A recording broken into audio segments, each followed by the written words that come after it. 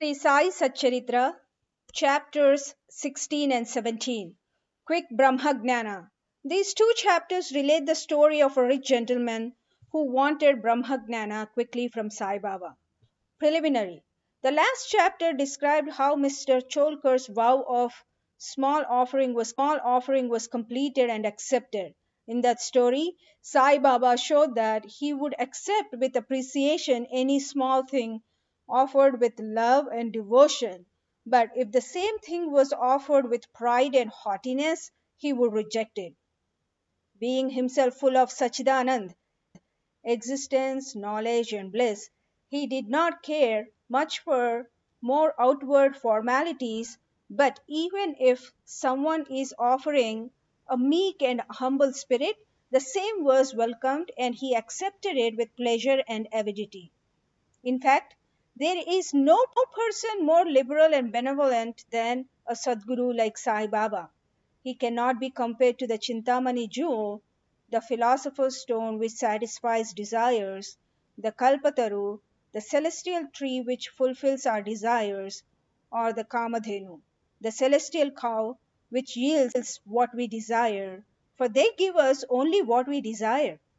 But the Sadguru gives us the most precious thing that is inconceivable and inscrutable, the reality.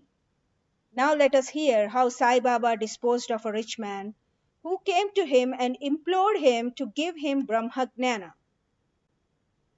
The rich gentleman, unfortunately his name and whereabouts are not mentioned, who was very prosperous in his life.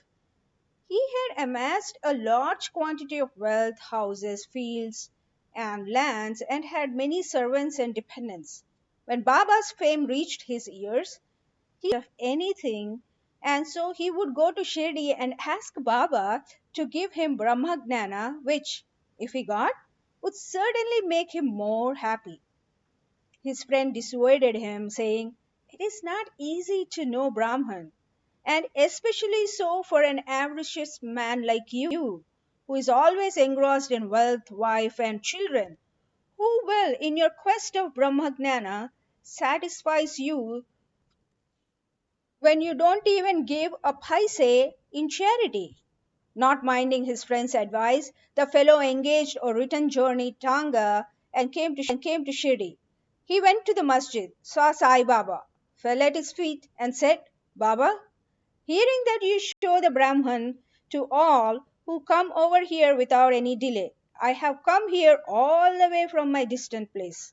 I am much fatigued by the journey, and if I get the Brahman from you, my troubles will be well paid and rewarded." Baba then replied, "Oh, my dear friend, do not be anxious. I shall immediately show you the Brahman. All my dealings are in cash and never on credit. So many people come to me and ask for wealth, health, power, honor, position, cure for diseases, and other temporal matters. Rare is the person who comes here to me and asks for Brahmagnana. There is no dearth of persons asking for worldly things, but as persons interested in spiritual matters are very rare. I think it a lucky and auspicious moment when persons like you come and press me for Brahmagnana. So I show to you with pleasure the Brahman with all its accompaniments and complications." Saying this, Baba started to show him the Brahman. He made him sit there and engaged him in some other talk or affair, and thus made him forget his question for the time being. Then he called a boy and told him to go to one Nandu Marwadi and get from him a hand loan of 5 rupees. The boy left and returned immediately, saying that Nandu was absent and his house was locked. Then Baba asked him to go to Bala Grocer and get from him the said loan. This time also the boy was unsuccessful. This experiment was repeated again twice or thrice with the same result. Sai Baba was, as we know, the living and moving Brahman incarnate. Then someone may ask, why did he want the paltry sum of 5 rupees? And why did he try hard to get it on loan? In reality, he did not want the sum at all. He must have been fully knowing that Nandu and Bala were absent, and he seems to have adopted these procedures as a test for the seeker of Brahman. That gentleman had a roll or bundle of currency notes in his pocket, and if he was really or have sat quiet and be a mere onlooker when Baba was frantically trying to get a sum of 5 rupees. He knew that Baba would keep his word and repay the debt, and that the sum wanted was insignificant. Still, he could not make up his mind and advance the sum. Such a man wanted from Baba the greatest thing in the world, that is Brahmagnana. Any other man who really loved Baba would have at once given 5 rupees instead of being a mere onlooker. It was otherwise with this man. He advanced no money, nor did he sit silent, but began to be impatient, as he was in a haste to return and implore Baba, saying, "O Baba, please show me the Brahman soon." Baba replied, "O my dear friend, did you not understand all the procedure that I went through, sitting in this place for enabling you to see the Brahman? It is, in short, for seeing Brahman, one has to give 5 things, that is, surrender 5 things: 5 pranas, vital forces; 5 senses; 5 of action, and 5 of perception, mind, intellect, and ego. This path of is as hard as to tread on the edge of a razor." Sai Baba then gave rather a long discourse on the subject, and the purport of which is given below. Qualifications for Brahmagnana or self realization. All persons do not see or realize the Brahman in their lifetime. Certain qualifications are absolutely necessary. Mumuksha or intense desire to get free. He who thinks that he is bound and he should get free from bondage and works earnestly and resolutely to that end, and who does not care for things, is qualified for spiritual life. Virakti, or a feeling of disgust with the things of this world and the next. Unless a man feels disgusted with the things, emoluments, and honors which his action would bring in this world and the next, he has no right to enter into the spiritual realm. Antarmukhata, introversion. Our senses have been created by God with a tendency to move outward, and so man always looks outside himself and not inside. He who wants self realization and immortal life must turn his gaze inwards and look to his inner self. Catharsis from sins. Unless a man has turned away from wickedness and stopped from doing wrong and has entirely composed himself, and unless his mind is at rest, he cannot gain self realization even by means of knowledge. Right conduct. Unless a man leads a life of truth, penance, and insight, a life of celibacy, he cannot get God realization. Preferring Shreyas, the good, over Preyas, the pleasant. There are two sorts of things, good and the pleasant. The former deals with spiritual affairs, the latter with mundane matters. Both these approach man for acceptance. He has to think and choose one of them.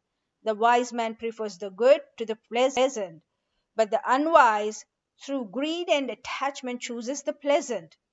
Control of the mind and the senses. The body is the chariot and the self is its master. Intellect is the charioteer and the mind is the reins. The senses are the horses and the sense objects. There is no understanding and whose mind is unrestrained, his senses unmanageable like the vicious horses of a charioteer, does not reach the destination, but goes through the round of births and deaths. But he who has understanding and whose mind is restrained, has his senses being under control, like the good horse of a charioteer, reaches that place which is the destination, the state of self realization, whence he is not born again. The man who has understanding as his charioteer guide, and is able to rein his mind, reaches the end of the journey, which is the supreme abode of all pervading Vishnu. Purification of the mind. Unless a man discharges satisfactorily and disinterestedly the duties of his station in life, his mind will not be purified, and unless his mind is that viveka, discrimination between the unreal and the real, and vairagya, non attachment to the unreal, crop up and lead on to self realization. Unless egoism is dropped, avarice got rid of, and the mind made desireless, self realization, the idea that I am the body is a great delusion, and attachment to this idea is the cause of bondage. Leave off this idea and attachment, therefore, if you want to get to the goal of self realization. The necessity of a guru. The knowledge of the self is so subtle and mystic that no one could, by his own individual effort, ever hope to attain it. So, the help of another person, teacher, who has himself got self realization is absolutely necessary. What others cannot give with great labor and pains can be easily gained with the help of a such teacher, for he has walked on the path himself and can easily take the disciple step by step on the ladder of spiritual progress. And lastly, the Lord's face is the most essential thing. When the Lord is pleased with anybody, he gives him viveka and vairagya and takes him safe beyond the ocean of mundane existence. The self cannot be gained by the study of Vedas, nor by intellect, nor by much learning. He whom the self chooses gains it. To him the self reveals its nature, says the Kathopanishad. After the dissertation was over, Baba turned to the gentleman and said, "Well, sir, there is in your pocket the Brahma in the form of 50 times 5 rupees, which is 250 rupees. Please take that out."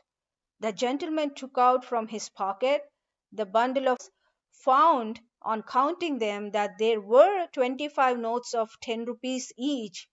Seeing this omniscience of Baba, he was moved and fell at Baba's feet and craved for his blessings. Then Baba said to him, "Roll up your bundle of Brahma, that is, roll up your bundle of Brahma, that is currency notes. Unless you get rid of completely your avarice or greed, you will not get the real Brahma. How can we, whose mind is engrossed in wealth, progeny, and prosperity, expect to know the Brahma without removing away his attachment for the same?" The illusion of attachment or the love for money is a deep eddy of pain, full of crocodiles, in the form of conceit and jealousy. He who is desireless can alone cross the whirlpool. Greed and Brahma are as poles asunder, they are eternally opposed to each other. Where there is greed, there is no room for thought or meditation of the Brahma. Then how can a greedy man get dispassion and salvation? For a greedy man there is no peace, neither contentment nor certainty. If there be even a little trace of greed in mind, all the sadhanas are of no avail. Even the knowledge of a well read man, who is not free from the desire of the fruit or reward of his actions, and who has got no disgust for the same, is useless and can't help in getting self realization. The teachings of a guru are of no use to a man who is full of egoism and who always thinks about the sense objects. Purification of mind is absolutely necessary. Without it, all our spiritual endeavors are nothing but useless show and pomp. It is therefore better for one to take only what he can digest and assimilate. My treasury is full, and I can give any one what he wants, but I have to see whether he is qualified to receive my gift. If you listen to me carefully, you will be certainly benefited. While sitting in this masjid, I never speak any untruth.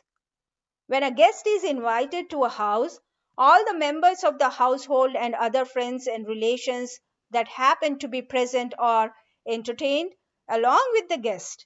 So all those that were present in the masjid at this time that was served by Baba for this rich gentleman.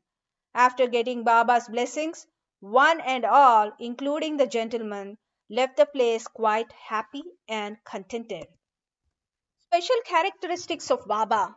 There are many saints who, leaving their houses, stay in forests, caves, or hermitages, and remaining in solitude, try to get liberation or salvation for themselves. They do not care for other people and are always self absorbed. Sai Baba was not of such a type. He had no home, no wife, no progeny, nor any relations near or distant. Still, he lived in the world, that is society. He begged his bread from 4 or 5 houses, always lived at the foot of the neem tree, carried on worldly dealings, and taught all the people how to act and behave and saints who, after attaining God vision, strive for the welfare of the people. Sai Baba was the foremost of these, and therefore, says Hemad Pant, blessed is the country, blessed is the family, blessed are the chaste parents where this extraordinary, transcendent, precious, pure jewel called Sai Baba was born. Bow to Sri Sai, peace be to all.